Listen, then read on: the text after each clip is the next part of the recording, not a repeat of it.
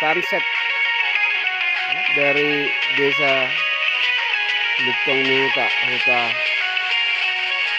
Lembah Pandai.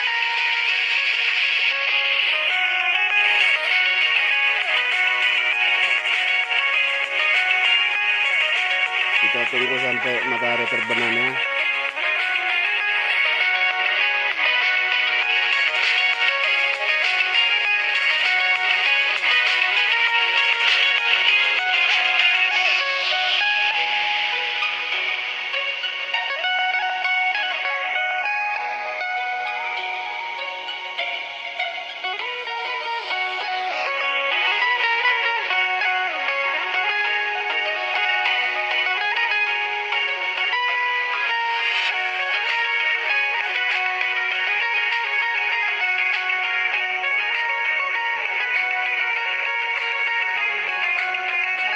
Ini kelak akan menjadi sebuah destinasi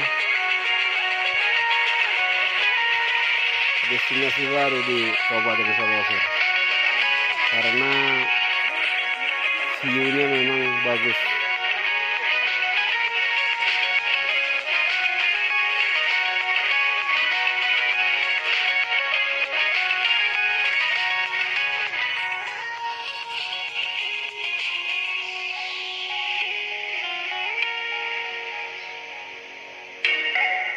Ya, danau ini ada sekitar 50 hektar luasnya.